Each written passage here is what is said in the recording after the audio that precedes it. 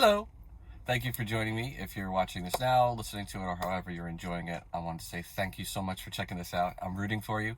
I'm sending you incredible, amazing amounts of healing, love, light, powers of kindness, abundance, joy, all of that for you, to you, from here. So thank you so much.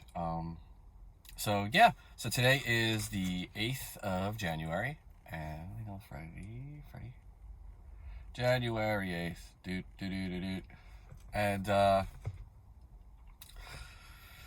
so I guess I wanted to talk a little bit about I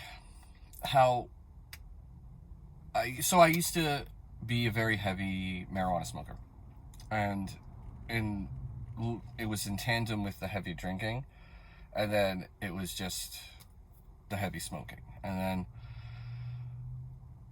marijuana is always been, for the most part, very good to me, and marijuana can be a very useful tool in terms of, this is all my opinions, that's how I feel, on creativity, relaxation, muscle pain, stomach issues, anxiety, stress. Now, all of that, it definitely helps, but it's in moderation.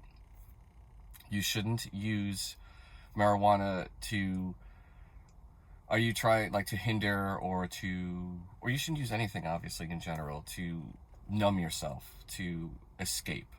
It's good to wind down and to feel that way, for sure. To find yourself using it more often than not to get yourself away, to numb, is when you come across some issues. And I definitely have had my ups and downs with that as well. I mean, it took me a long time to quit drinking 100%, and I'm so very grateful for that. And that is something we will unpack and talk about in detail in snippets of key moments of my life that have led to, I think, what was my drinking issue. At least part of it was, 100%. A part of it 100%? Yeah, that made sense. So, and I think you have to be careful. I've met some of the greatest people I've ever met in my life through just joining a siphon and smoking and sharing some weeds, giving some weed, buying some weed. Seriously. And more times than not, the people that I've interacted with who smoked more than they drank, we have had way more less issues. If any issues ever arose, it was way less than considering to the drinking buddies that I had. Except for those close, lifelong buddies that hopefully everybody has a chance to experience. No matter how small, one or two, doesn't matter. You deserve that. So I think it's all about the whole balance, what we talked about, and how we're going to continue talking about balances and having that balance and treating everything and anything that you consume with an observation, with an understanding. You ask yourself, why am I doing this? Is it helpful? Is it healthy? Does it make me feel good? How does it make me feel? What kind of feeling am I looking for? Can I achieve that feeling without this? Ask yourself these things. These are the things that I did. And it definitely helped me come to a place where I was able to give myself a balance of, excuse me, of finding the balance between all those things. So now I still do smoke, for sure. It is far, far less than I ever have in my entire, I think, smoking life. There's bouts where I stopped for months. Never stopped for years, but there was definitely long bouts of me not smoking. But now when I smoke, it's the best it's ever been, honestly, because I'm bringing much more of an awareness to why and when I'm doing it. And so it's able to help me, smoke less and continue to smoke less, and then be appreciative of that. And I think that's what's important. Like, you have to ask yourself, what are the reasons you're doing this? What are you looking for? Like I said before, can you achieve this without this? And it's not also in the sense of, on that end, don't make yourself feel guilty.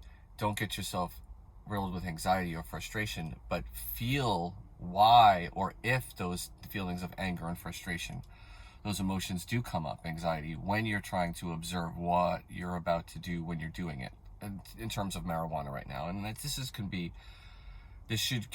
can and should be used as, what you should do in terms of anything when you're processing. But we're starting with the marijuana idea. So I think that can be very helpful. I hope that you try that. And I think that would be great. I think you would find yourself definitely doing a deep dive. And if you're not ready for those things, for those whatever could come up, could arise from you observing your situation, then you could, don't escalate it, don't get overwhelmed, take it step by step. Find out the first thing that started you feeling this way. What was the thought? And try to unpack that a little bit. If you have someone that you want to turn to maybe talk about it, maybe get their perspective, great. If there's any kind of research that you trust online, go for that. I always am a big fan of critical thinking, so you want to get information from branching out your information searching. You can be very surprised what you could find. Get out of your comfort zone. Doesn't necessarily mean that what you find there is going to be helpful, but it's good to get the branching perspectives, because the internet is a very large place and a lot of people tend to focus on one side. So, and that's the side of what makes you feel comfortable, what makes you feel acknowledged to how you feel. And those are all well and good, but you definitely need more. You definitely need to broaden your perspective. So I want to just talk about that today for a little bit. I really appreciate you watching. Thank you so much. This is so new to me, and I know that as I talk and do this more, it'll evolve, and I'm just very grateful that I have the courage and just the excitement to do this. And I'm very grateful for you to come along on this journey with me. So subscribe, throw a like, a comment, whatever you would like. I'm just really happy that you give it a chance. So take care. You're awesome. I'm rooting for you, and I'll talk to you soon.